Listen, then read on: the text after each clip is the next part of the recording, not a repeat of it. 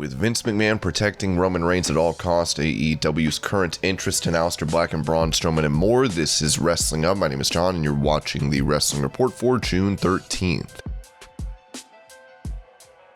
Before we get into the rest of the video, make sure you subscribe to Wrestling Up and turn on all notifications to stay up to date with everything in the world of pro wrestling.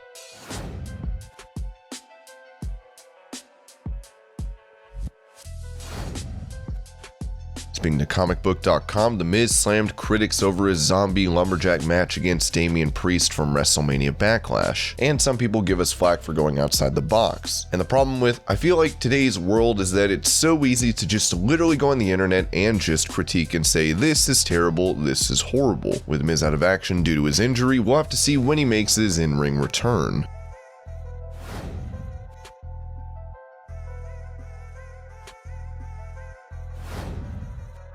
With a recently released from WWE, Lana went on Instagram Live to address fans that are saying she's been silent about the company. I can't wait to spill the tea because it's hot and delicious. I look forward to standing up and speaking out on things that for years I have been silent about. Also excited to talk about Miro and that he is AEW TNT champion. Please subscribe to my YouTube channel. I will be releasing vlogs starting this Monday. It's a little bit of freedom, then I can be the face that I want to be. I can stand up for freedom. I can stand up for truth. I can speak up for things that people exploited and a lot of things. Lana will likely have a lot to say regarding her treatment in WWE, as we should hear more from her going forward.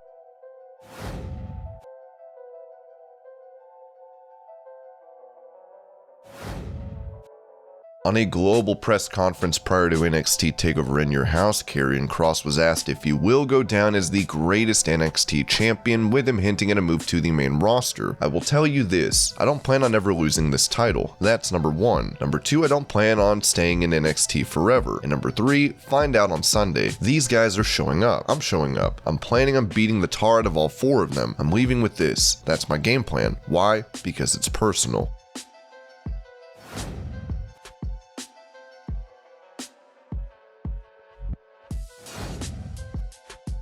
NXT star Johnny Gargano touched on the pressure of having a long takeover match with Ryan Satin on Out of Character, where he revealed that NXT TakeOver New York, his opponent Adam Cole nearly threw up. Not that daunting. That's been a known thing for me. Johnny Gargano matches go really long at TakeOver. I don't feel pressure to where I had the match with Roderick and that went well. Then I had the match with Tommaso in New Orleans and that went well. I have so much big match experience to where I feel comfortable in that role. I know what that night meant, especially for me and Adam. We always talked about having a moment on a big stage like that. To have that match in the Barclays Center WrestleMania weekend, the highest grossing gate in NXT history, two indie guys who were told we would never make it. Going back and watching that third fall, it was such a cool feeling. I've never felt a sound like I did when I kicked out of his last shot. My ears were ringing. I also remember that after the kick out, he throws a temper tantrum and goes to say something in my face. His hair gets into his mouth. As he talks, he almost throws up.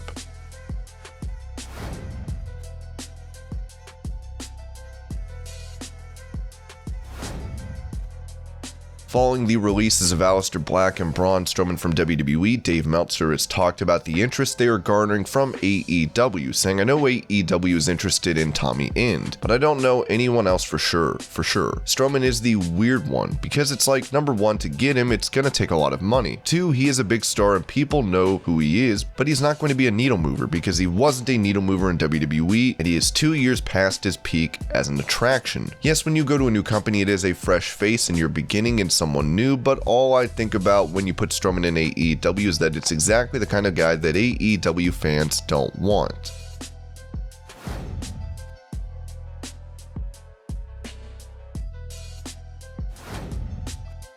Ahead of his TakeOver match, Cameron Grimes was on Busted Open Radio, where Tommy Dreamer relayed a story from a fan that found solace from Grimes following the death of her father, as this hit close to home for Cameron, as he said, literally just hearing that, I'm crying. I'm really crying. A lot of people don't know this. A lot of people do know this. When I was told that I was getting signed to WWE, I called my father, who was a solo father that raised me by himself. I called him and I said, Tracy, I made it to WWE. And we just cried our eyes out. In that phone call, that was the last time I talked to my father. The very next week, he passed away. I lived this dream now in his memory, and the fact that Lindsay, that you had to go through that moment, and hope that you're watching this now, that you had to go through that moment, and the fact that you saw this goofy guy Cameron Grimes right here and you loved it, and it just made you feeling just a little bit better. Lindsay, I've got tears in my eyes right now just thinking it. Thank you so much, Lindsay, and thank you, Tommy, for telling me that.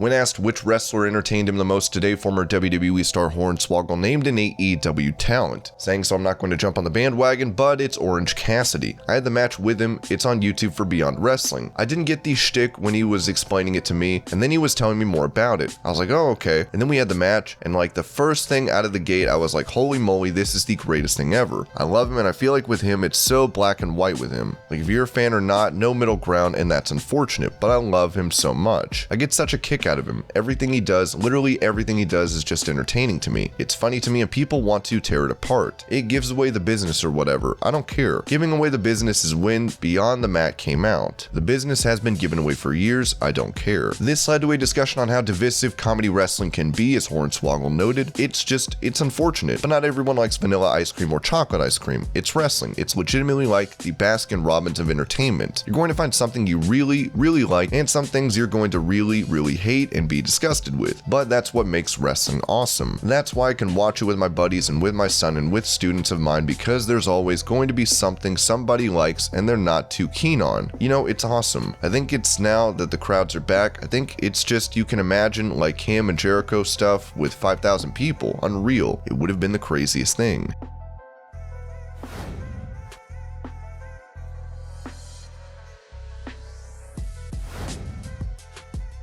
When it comes to the presentation of the Tribal Chief and Universal Champion Roman Reigns, a source that spoke to Wrestling News says Vince McMahon does not want to portray Roman as a coward and will protect his character. Vince doesn't want to portray Roman as a cowardly heel who gets his butt kicked 50% of the time. He's the guy who will carry the company for the next few years, and Vince sees him as his top priority: protect Roman at all costs.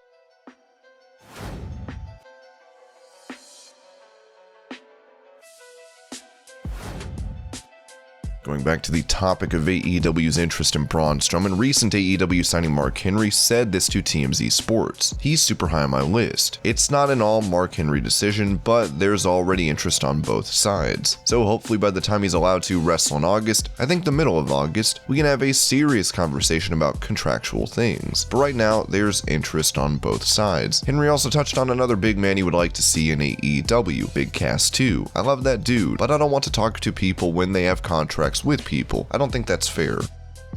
And this was your Pro Wrestling News Update. I hope you're all having a great day. Thank you so much for watching, and I'll see you later.